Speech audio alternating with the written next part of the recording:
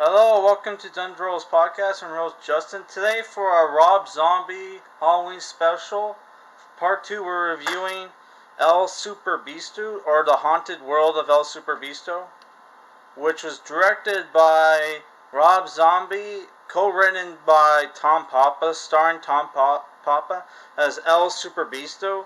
Uh, a mask wrestler superhero slash art film director, and by art film you should know what I mean, right?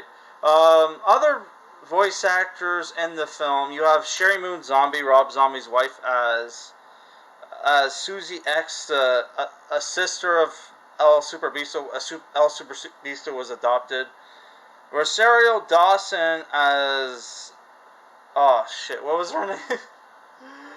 I know it's Von Black. Velvet Von Black, yeah. Paul Giamatti as Dr. Satan, not Dr. Satan from House of a Thousand Corpses, very different in this film. And Brian Posehn as Murray, which, if you're a fan of Rob Zombie's music, you'll recognize the robot. He has in like the background of a lot of his music videos, right? So the movie is based, this animated film, which came out in 2009, is based off a comic book by Rob Zombie, which I've never read or heard of before this movie came out. So does it even exist? I don't even know, dude.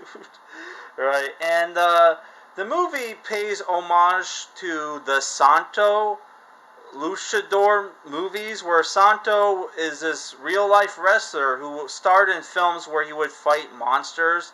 Like, I think the first one was Santo versus the Vampire Women, right?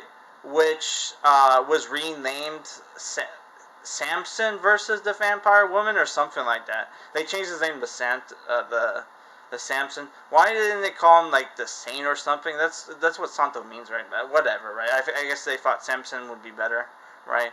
Which, it's based off Santo because he has like, in his leisure time, he's wearing like a turtleneck, a turtleneck with a suit, and that's what the Santo would. There's like pictures of Santo wearing that stuff, right? Which I'm not a huge Santo fan, but like I tried to watch the first movie. It was there's like a 10 or 15 minute like wrestling scene where you just see him do real life wrestling. Right, in like a movie where he's supposed to be fighting like vampires. But overall, I thought the movie was good. So like the movie starts off, it reminds me of like Berserk, actually, where Santo is casting for a art film. It's actually a porno. Lots of nudity in the film. Lots of nudity and sex jokes. It's very perverted, and the director of the film is actually Kevin Forey, who you'll know from like 70s horror movies and 80s horror movies, right?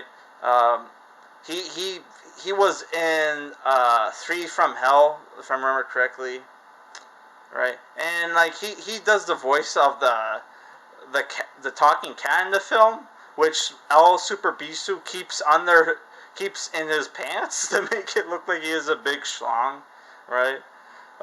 Which if you're doing like porno films, like shouldn't everybody know what you're like? Whatever, right? It is what it is. So yeah, he's shooting a porno scene, and like he's like where his name's like Luigi, but he's calling other people Luigi, right? Where he's like supposed to be like a Italian pizza maker, where he's banging these two chicks and they turn into monsters, and it was like and it's not exactly clear if that was a ploy from Dr. Satan to kill El Superbeasto, but yeah, he kills the two monster women. One's like a werewolf, the other one's like Gorgon, right, or Medusa, whatever, right, and like well, after that, he goes to the strip club where you get to see monsters, and there's cameos from like famous horror icons like the Jack Nicholson from The Shining, characters from Rob Zombie films, right? Like Otis Driftwood, Captain Spaulding, Michael Myers shows up, and you even see Jason Voorhees. I don't think I saw like Freddy anywhere, which is weird. You would think Freddy would have a cameo, and this is like my second or third time watching this movie. I was actually supposed to review this movie last year. I ordered it, and it showed up like 2 months late. Right? Usually they show up within 2 weeks. I use like a local store, right? But it showed up 2 months late. So I had to wait till this year to review it, right? Yeah, so he sees like Velvet Von Black, who's like a stripper, who's voiced by Rosario Dawson. Looks, the character's like super sexy in the film. And like Dr. Satan's character, who was a nerd who became this like demonic evil scientist, right? Who has this henchman who's like a British accent like gorilla, who has like a screw in his head to make him smarter. He orders him to kidnap Rosario Dawson because Rosario Dawson has the 666 mark, and if Dr. Satan marries Rosario Dawson, he becomes like like a ultra powerful Satan, which he can take over the world, right? And it's up to El Superbeasto and his superhero sister Susie X, who's voiced by Sherri Moon, who fights zombies, World War II German zombies in the movie, right? And goes after like Adolf's head, right? Which that was like a subplot in the film. She has a horny robot that she created that works for her called Murray, who's voiced by Brian Posehn, who was in Devil's Rejects, and he has like a D&D podcast. I listened to it. I thought it sucked. No offense, Brian Posehn, who didn't even sound like him, honestly. But like it was. I guess I thought it was Tom Kenny, but like apparently it was him. Which Tom Kenny does voices in the film, right? A lot of famous voice actors and actors from Rob Zombie has cameos in this movie, right? So the movie, there's a lot of action. There's a lot of gore, lots of nudity, and lots of comedic songs throughout the film, including one where there's like a cat fight between Sherri Moon Zombie and Rosario Dawson, and you have the lyrics to the song. It's like a country song. It's like, and the lyrics are like, "It's okay to jack off to cartoons. The Japanese do it every day." Right, which like the other comedic songs just like that. And the El Superbeasto theme song was pretty good as well. And there's some licensed music in here, right? Which is probably where most of Rob Zombie's budget goes to, because like this movie was like $10 million, by the way, right? I couldn't believe that, like $10 million. Was that to pay for all the celebrity voices and likenesses or whatever? Man, yeah. So the movie, if you don't mind perverted humor and ultra violence, I think this is a good movie. Though I was wrong. I think I don't know if I mentioned this, but like, yeah, I thought this was a Halloween movie, and it actually takes place during the summer. And then you find that out because the grill henchman is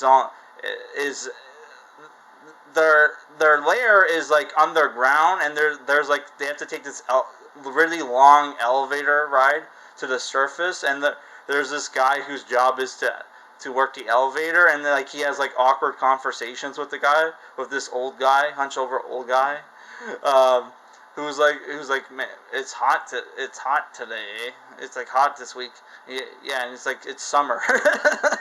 But like it's still like a very Halloweeny looking movie, right? So I think it's still a good watch. If I were to give this movie a rating, I would say it's like a 7 out of 10 for an animated movie. It's pretty good, and it's an hour and 17 minutes, maybe a little less, because there's the thing where the movie you get the credits, but they keep like having like shorts after it. So it's like, yeah, there's like a country song that plays, and there's like a topless like chick that with them. It's like, well, the movie just keeps going and going, right? But it is short and sweet, and I would recommend it, right? So yeah, 7 out of 10, highly enjoyed it. So I picked up some books this weekend. I was gonna pick up. Well, I went to Walmart. I was gonna pick up a comic pack, but I went there to look for something else. I don't want to say what. Digimon cards. I heard Digimon cards are back, so I went there to look for them, and they didn't have any, even though the website said.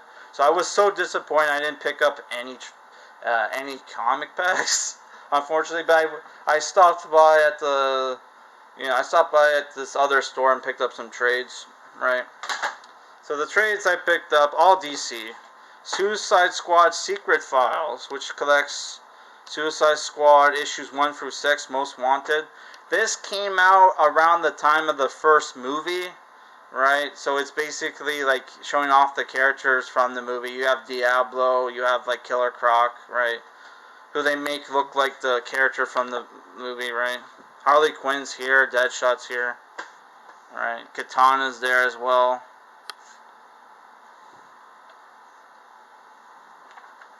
It looks pretty cool. Yeah, I'm looking forward to reading this, right? And it's not like that other Secret Files that was put out recently, where they just have random comics that feature the characters from the movie. This was like a series. The next 2 books are Batman books. This one is Batman 66 Meets the Man from U.N.C.L.E., which was a 60s show that had a movie recently by, what's his name? Shit. George Ritchie? No. Something like that. Something like that. The guy who made Snatch and 2 Smoking Barrels did the movie with Henry Cavill as Napoleon Solo. So this was my first Batman 66 book. What kept me from buying these books, Batman 66 books, is that they're like usually $30 and they only have 5 issues. But this I got for super cheap. You got a Mike Allred cover, which looks fantastic, right? You can see Robin there at the back. Yeah, so it's a team up book. This book normally goes for 17 US, 23 Canadian. Bit pricey for 5 issues, but if you can get it for a decent price, I don't know. I haven't read it yet, but Jeff Parker is supposed to be a good writer, so I don't know. We'll review it at some point. So next is a book I was really looking forward to reading when I picked it up. Batman the Dark Knight, Volume 1, Night Terrors. This is a new 52 book. You got David Finch art on the cover, right? They have him first, which makes me wonder, is he writing this or drawing this? I don't know, that looks like his art, right? I don't know. I read some David Finch Moon Knight books. It was terrible. Looks like Superman Flash is also in the book, right? Yeah, so this looks pretty cool. Can't wait to read it. Yeah, so that's it for this video, guys. Have a happy Halloween. And next week, we should have, like, my review for Digimon World 2 ready. I did get a little stuck in the game, but I figured out what I have to do, right? And hopefully I beat it by the end of next week. If not, I might just say screw it and do a review anyway, because I already put in like 60 hours, man. So I've been staying up late playing the game, right? Oh, well, yeah, so we should have some reviews for that. And we'll try to do a Digimon Try movie review. We were supposed to do that like last weekend, but we're gonna try for this week, next weekend. All right, guys. Yeah, like, comment, subscribe, and let me know what your favorite Rob Zombie movie is. Right?